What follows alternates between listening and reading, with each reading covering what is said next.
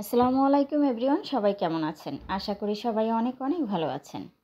আজকে অসাধারণ একটি রেসিপি শেয়ার করব আপনাদের সাথে। আশা করি আপনাদের কাছে অনেক ভালো লাগবে। আজকে আমি লাউ পাতা ইলিশের ভর্তা করব। তো সেটা আপনারা তো ইলিশ মাছের ভর্তা খেয়েছেন, কিন্তু লাউ পাতার সাথে ইলিশের ভর্তা সেটার কিন্তু অসাধারণ একটি স্বাদ। সরিষার তেল দিয়ে এই ভর্তাটা আমি তৈরি করব। তো মাছ পিস আমি একটু অনেক সুন্দর করে কেটে নিয়েছি, মানে কেটে আপনার করে নিয়েছি, কেচে নিয়েছি। খুব সুন্দর করে এভাবে কেচে নিতে হবে। তারপর একটু সামান্য লবণ আর একটু হলুদ দিয়ে এটা ভালোভাবে মেখে রেখেছিলাম। এখন একটা প্যানে তেল দিয়েছি, সরিষার তেল দিয়ে ভালোভাবে এটা ভেজে নিব। একটু ভালোভাবে ভেজে নিতে হবে, না হয় খাবারটা খেতে ভালো লাগবে না। তো ভাজা কিন্তু অলরেডি হয়ে গেছে, দেখতেই পাইতেছেন। খুব সুন্দর করে এই লেজের পিসটা ভেজে নিচ্ছি। আর এর মধ্যে এখন কিছু রসুন আছে, এগুলো দিয়ে দেব।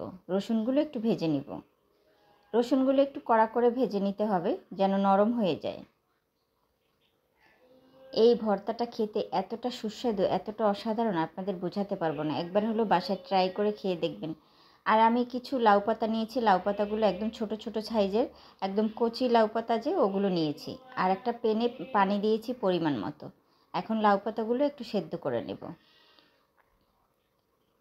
লাউ পাতাগুলো সেদ্ধ বসিয়ে দিয়েছি, অলরেডি বলক এসে গেছে। তো আর বেশি না, 1 মিনিটের মতো লাগবে লাউ পাতাগুলো সেদ্ধ হইতে। লাউ পাতাগুলো সেদ্ধ অলরেডি হয়ে গেছে, দেখতেই পাইতেছেন। এখন আমি শুকনো মরিচগুলো টেলে নেব এখানে। আসলে ভর্তা খেতে যদি হয় তাহলে শুকনো মরিচ একটু ভালোভাবে টেলে নিতে হবে। আর সরিষার তেল দিয়ে শুকনো মরিচগুলো টেলে নিচ্ছি খুব সুন্দর করে।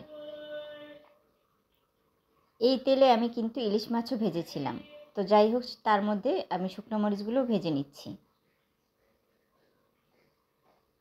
ভাজা কিন্তু অলরেডি হয়ে গেছে। এখন আমি এর মধ্যে পেঁয়াজগুলো অ্যাড করে দিব। পেঁয়াজগুলো দিয়ে এগুলো একটু সুন্দরভাবে ভেজে নিব, তবে বেশি একটা ভাজবো না, মাঝামাঝি পর্যায়ে উঠিয়ে ফেলবো। প্রায় হয়ে গেছে ভাজা। এভাবে একটু সুন্দরভাবে নেড়ে চেড়ে ভেজে নিব আর কি। শুকনো মরিচ আর পেঁয়াজের সাথে এই ঘ্রাণটার অসাধারণ একটি ঘ্রাণ আসতেছে। আর যেহেতু সরিষার তেল, তারপরে আপনার এটার মধ্যে ইলিশ মাছ ভেজেছিলাম, ঘ্রাণ আসতেছে খুব সুন্দর। যাই হোক, আমি সবগুলো উঠিয়ে নিয়েছি। আমার মেয়ে এগুলো মেখে নিচ্ছে, শুকনো মরিচগুলো একটু হাতের সাহায্যে খুব সুন্দর করে আপনার আপনার ডলে নিচ্ছে। আর এ পাশে আমি পেঁয়াজগুলো এক সাইডে রেখেছি। অলরেডি কিন্তু হয়ে গেছে শুকনো মরিচগুলো। এখন আমি রসুনগুলো সুন্দরভাবে এগুলোও একটু আপনার মিক্স করে নিচ্ছি, ভেঙে নিচ্ছি। আসলে যখনই ভর্তা বানানো হয়, বৃষ্টি ভর্তাগুলো বানাতে অনেক পছন্দ করে, ওর হাতের ভর্তা বেশি ভালো লাগে। তো মাখা অলরেডি হয়ে গেছে, আপনার রসুনগুলো মেখে নেওয়া হয়ে গেছে। এখন সবগুলো একসাথে করব, পেঁয়াজ মরিচ রসুন সব একসাথে একসাথে একটু সুন্দরভাবে ডলে নিতে হবে।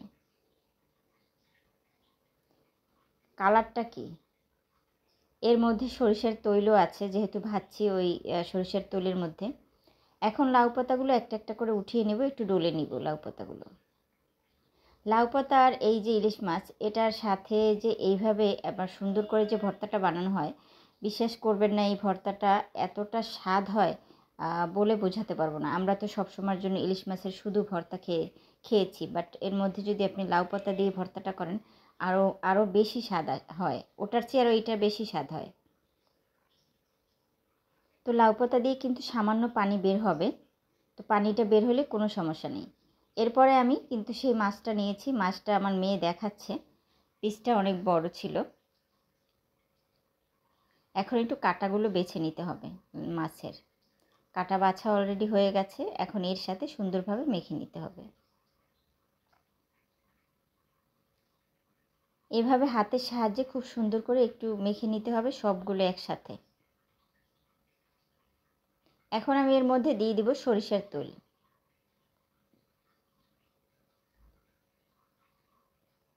এখন হাতের সাহায্যে আবারও সুন্দর করে এটা মেখে নিতে হবে। ভর্তা কিন্তু অলরেডি হয়ে গেছে, শুধু একটু সুন্দরভাবে এটা মেখে নিতে হবে, তাইলেই পারফেক্ট ভর্তা। গরম ভাতের সাথে আমি এইরকম ভর্তা একবার খেয়ে দেখবেন, এতটা সুস্বাদু এবং এতটা মজার হয় বলে বোঝাতে পারবো না। ভীষণ মজার একটি খাবার। তবে এই খাবারটা কিন্তু একদমই কমন না। খাবারটা খুবই সুস্বাদু। আর আমার মেয়ে খেয়ে টেস্ট করে আপনাদেরকে একটু দেখানোর চেষ্টা করবে যে কেমন হয়েছে খাবারটা।